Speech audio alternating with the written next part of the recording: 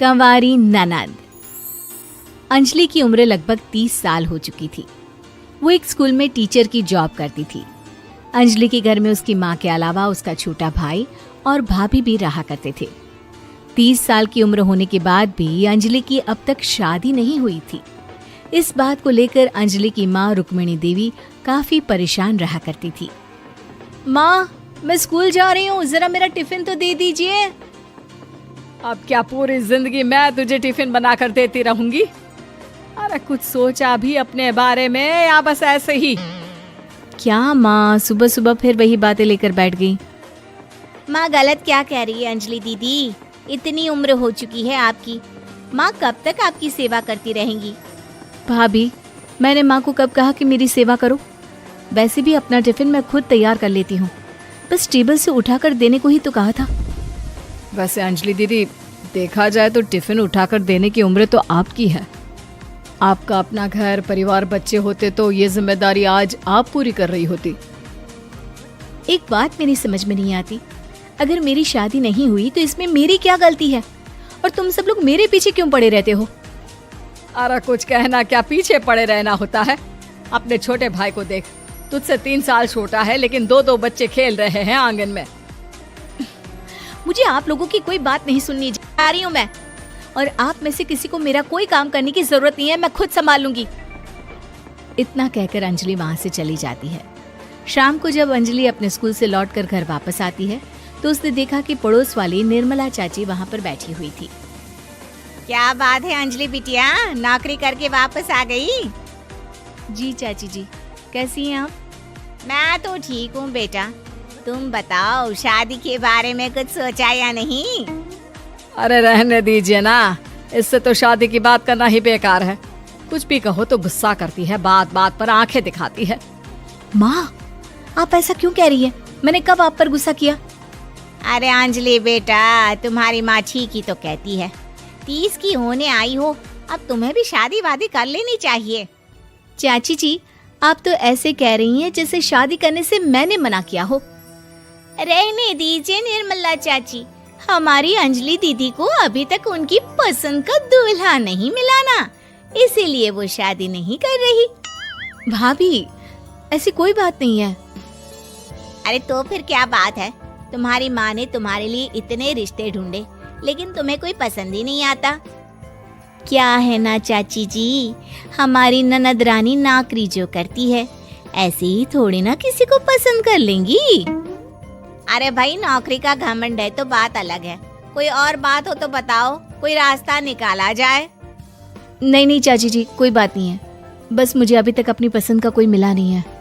सुन लिया आपने, इस लड़की के तो पर निकल आए हैं और इतनी उम्र में अपनी पसंद का कोई मिलेगा भी नहीं इसे। माँ, आप मेरी शादी को लेकर हमेशा मुझे ताने क्यों मारती रहती हैं? अपनी माँ की बातें तो ताने लगती है। ताने हैं? बताओ, मैंने कुछ गलत कहा क्या? देखो, ये सब छोड़ो, मेरी दूर की बुआ का बेटा है, उसकी अभी शादी नहीं हुई है, उम्र होगी कोई 34-35 साल। आप कहें तो बात आगे बढ़ाऊं? अरे हाँ, क्यों नहीं, ये भी कोई पूछने की बात है। अरे जल्दी से लड़के को यहाँ बुला लो। माँ, आप मुझसे पूछे बिना मेरी शादी की बात करने जा रही हैं और मेरी उम्र 30 भी पूरी नहीं हुई है। निर्मला चाची कह रही है कि वो लड़का 35 साल का है।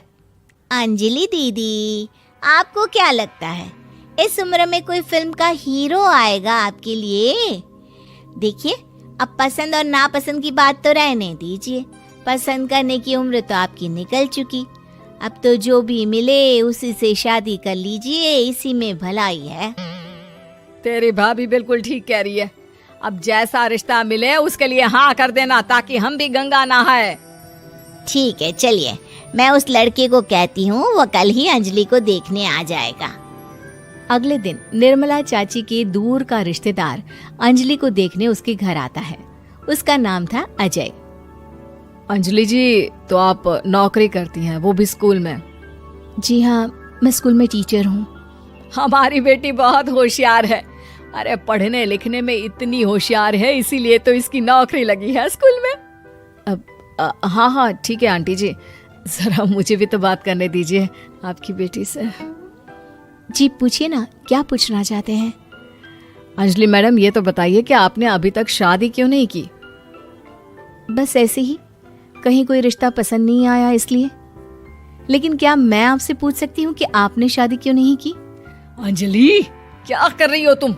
लड़कियों को इस तरह की बातें नहीं शोभा देती। रहने दीजिए आंटी जी, आपकी बेटी काफी पढ़ी लिखी है, मैं उनके सवाल का जवाब दे ही देता हूँ। वो क्या है ना, मुझे भी अभी तक अपनी पसंद की कोई लड़की नहीं मिली। अच्छा, कोई बात नहीं। वैसे आपकी तनख्वाह कितनी है? कितना कमा लेती हैं महीने का? जी यही कोई 25,000 महीने। बस 25,000? इतने से क्या होता है? इतने से तो आजकल घर भी नहीं चलता। आपके कहने का क्या मतलब है? अरे मैं तो ये सोचकर आया था कि नौकरी वाली लड़की है, आराम से 40,000 कमाती होगी। माफ कीजिएगा, आपका और मेरा रिश्ता नहीं हो सकता। जी कोई बात नहीं, मुझे भी आपके साथ शादी करने में कोई इंटरेस्ट नहीं है। अंजलि, किस तरह की बात कर रही हो? घर आए रिश्ते को ठुकरा रही हो तुम।